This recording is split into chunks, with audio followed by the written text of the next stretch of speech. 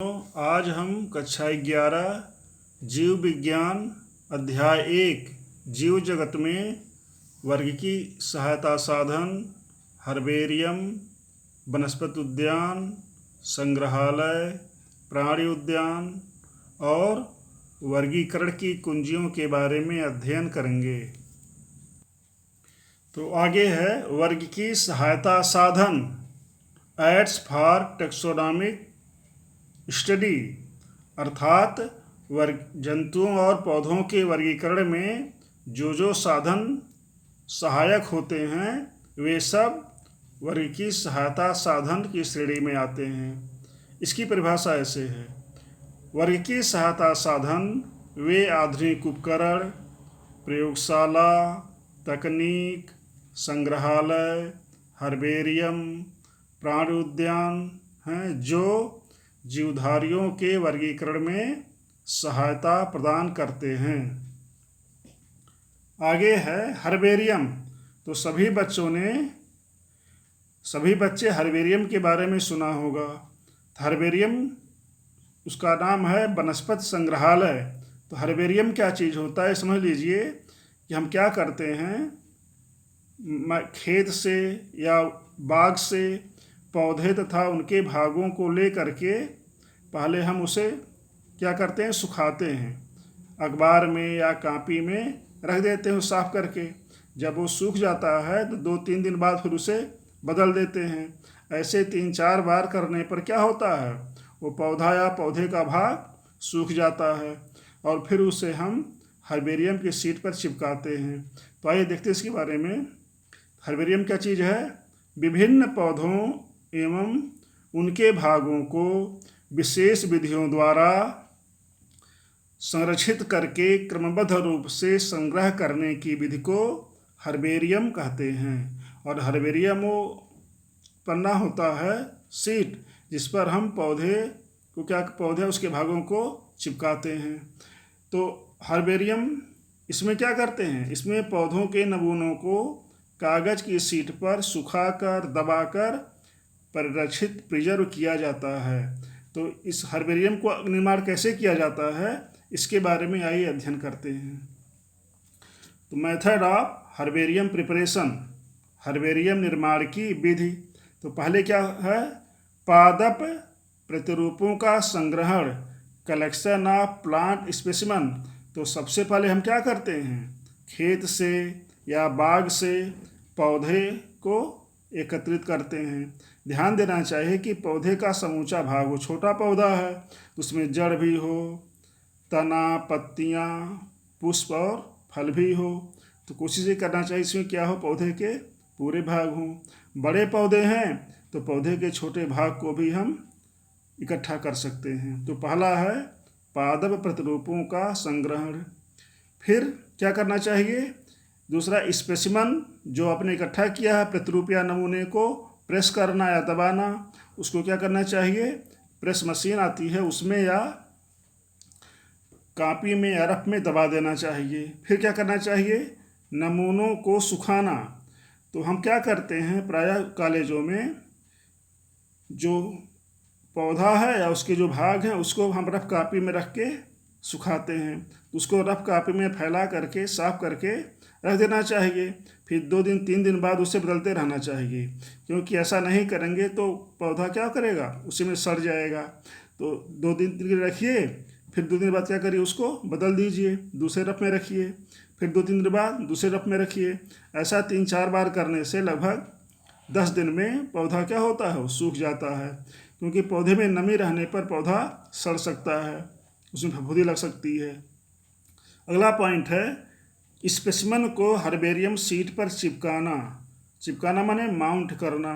तो चाहे cello tape से या धागे से या गोंद से क्या करते हैं, हम जो स्पेसिमन है, जो अपने पौधा या पौधे के भाग को संग्रहित किया है सुखा करके, उसको क्या किया जाता है, शीट पर चिपकाया जाता है।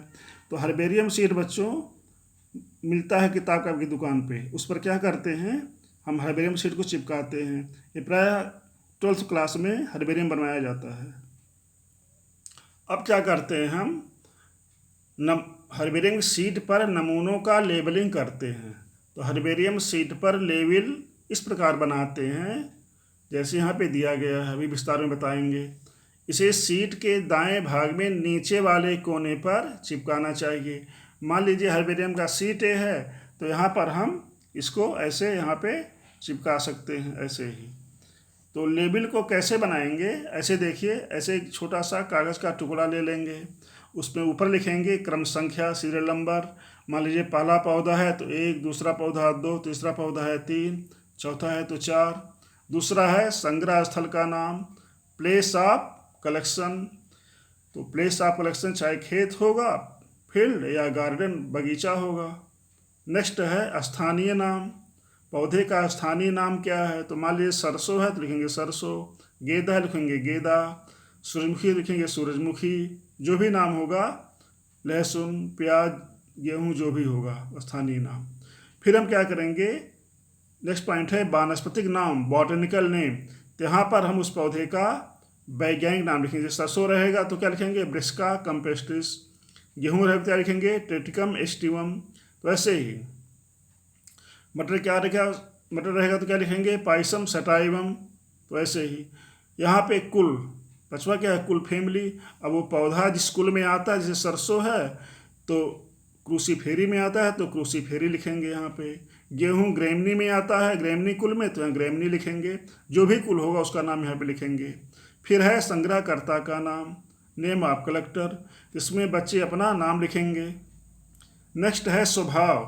तो स्वभाव के बारे में बता दें, यहाँ पे लिखा जाता है मुख्य रूप से कि पौधा 1 वर्षीय है कि 2 वर्षीय है कि बहुवर्षीय है। अगर पौधे का जीवन काल 1 ही वर्ष में पूरा हो जाए, 1 वर्ष के अंदर, जैसे गेहूँ, चावल, आलू, सरसों, ये सब क्या है, इनका जीवन काल 1 ही वर्ष में पूरा हो जाता तो 1 वर्षीय हुआ। इसका 2 वर्ष में पूरा होता है, जैसे ठंडे प्रदेशों में मूली का और गाजर का, उनका जीवन काल 2 वर्ष में पूरा होता है, तो क्या हो जाएंगे, 2 वर्षीय। बहुत सारे पौधे हैं जिनका जीवन काल क्या होता है, कई वर्ष का होता है, जैसे गुड़हल है, आम है, पीपल है, बरगद है, क्या होते हैं, गुलाब है, ये सब क्या होते हैं, बहुवर्षीय होते हैं। तो स्वभाव में हो जाएगा 1 वर्षीय या 2 वर्षीय या बहुवर्षीय, जैसा पौधा होगा। और लिखेंगे यहाँ 1 वर्षीय कामा। अब दूसरा पॉइंट क्या होगा, जैसे अब पौधा अगर 1 मीटर तक है तो हो जाएगा साग, 1 मीटर से 3 मीटर तक है तो हो जाएगा झाड़ी, छुप, और 3 मीटर से बड़ा है तो उसे क्या कहेंगे, हम वृक्ष कहेंगे। तो यहाँ पर 1 मीटर से अगर कम है तो क्या हो जाएगा, साग, अथवा 1 से 3 मीटर तक झाड़ी, और 3 मीटर से बड़ा है तो वृक्ष हो जाएगा। तो यहाँ पर जिससे सरसों के बारे में लिखेंगे, क्या लिखेंगे हम, 1 वर्षीय साग। मान लीजिए मटर का पौधा है तो क्या लिखेंगे हम, 1 वर्षीय साग। गुड़हल है तो क्या लिखेंगे हम, बहुवर्षीय झाड़ी। ऐसे ही जैसा उसका स्वभाव होगा, 1 वर्षीय, 2 वर्षीय या बहुवर्षीय, साग है, झाड़ी है या वृक्ष है। साग माने हर्ब, झाड़ी श्रब, और वृक्ष में ट्री। और यहाँ डेट, दिनांक लिखेंगे जिस डेट को आपने उसका संग्रह किया है।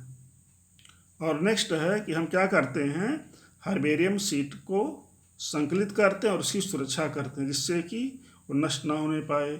इसलिए क्या करते हैं, प्राय हर्बेरियम सीट के ऊपर या किनारे किनारे हम डीडीटी का छिड़काव कर देते हैं, डीडीटी लगा देते हैं, जिससे कि गैमेक्सिन लगा देते, इससे क्या हो, कीड़े मकोड़े उसको नष्ट ना करें। अगला टॉपिक है वनस्पति उद्यान, बॉटेनिकल गार्डन। तो बॉटेनिकल गार्डन क्या चीज़ होते हैं, ध्यान दीजिए। वनस्पति उद्यान वे स्थान होते हैं जहाँ पौधों को जीवित अवस्था में संरक्षित किया जाता है। वनस्पति उद्यान क्या है, वनस्पति उद्यान वे स्थान होते हैं जहाँ पौधों को जीवित अवस्था में संरक्षित किया जाता है। अपने देश में या पूरे विश्व में प्रमुख वनस्पति उद्यान निम्नलिखित हैं। जैसे सबसे पुराना जो वनस्पति उद्यान है वो क्या है, the royal botanical garden, Kyiv England में है। दूसरा भारतीय वनस्पति उद्यान, इंडियन बॉटेनिकल गार्डन, कहाँ पे है, हावड़ा भारत में है। भारत का सबसे बड़ा वनस्पति उद्यान कहाँ पे है, भारतीय वनस्पति उद्यान हावड़ा भारत में है, पश्चिम बंगाल में। अपने प्रदेश में लखनऊ में क्या है, राष्ट्रीय वानस्पतिक उद्यान, नेशनल बॉटनिकल गार्डन या नेशनल बॉटनिकल रिसर्च इंस्टीट्यूट कहाँ पे है, लखनऊ में है, अपने प्रदेश में। नेक्स्ट है वन अनुसंधान संस्थान, फॉरेस्ट रिसर्च इंस्टीट्यूट, ये कहाँ पे है, देहरादून उत्तराखंड में है। आगे है संग्रहालय, म्यूजियम। तो म्यूजियम कॉलेजों में और स्कूलों में भी होता है। इंटर कॉलेज में भी संग्रहालय म्यूजियम होता है, यूनिवर्सिटी और डिग्री कॉलेज में म्यूजियम होता है, और जगह जगह बड़े बड़े म्यूजियम भी बने हुए। म्यूजियम मीन संग्रहालय, जहाँ पर विभिन्न जंतुओं, पौधों, उनके भागों को सुरक्षित रखा जाता है। वो क्या चीज़ होता है, संग्रहालय या म्यूजियम होता है। संग्रहालय म्यूजियम वे स्थान होते हैं जहाँ पादपों मान पौधों एवं जंतुओं तथा उनके भागों को सुखाकर या परिरक्षित घोल प्रिजर्वेटिव सॉल्यूशन में सुरक्षित रखा जाता है। संग्रहालय क्या है, संग्रहालय वे स्थान होते हैं जहाँ पादपों, पौधों एवं जंतुओं तथा उनके भागों को सुखाकर या परिरक्षित घोल में सुरक्षित रखा जाता है। अब देखिए जंतु को क्या करते हैं हम, जंतुओं को जार में फार्मेलिन विलयन, जो क्या होता है, फार्मेल्डिहाइड होता है, तो फार्मेल्डिहाइड के विलयन को हम कहते हैं फार्मेलिन में, तथा पौधों को प्राय FAA फार्मिल एसिटिक एल्कोहल, इसमें फार्मेलिन भी होता है, एसिटिक अम्ल होता है और क्या होता है, एल्कोहल होता है, 3 चीज़ होता है। FAA फार्मिल एसिटिक एल्कोहल में सुरक्षित रखा जाता है।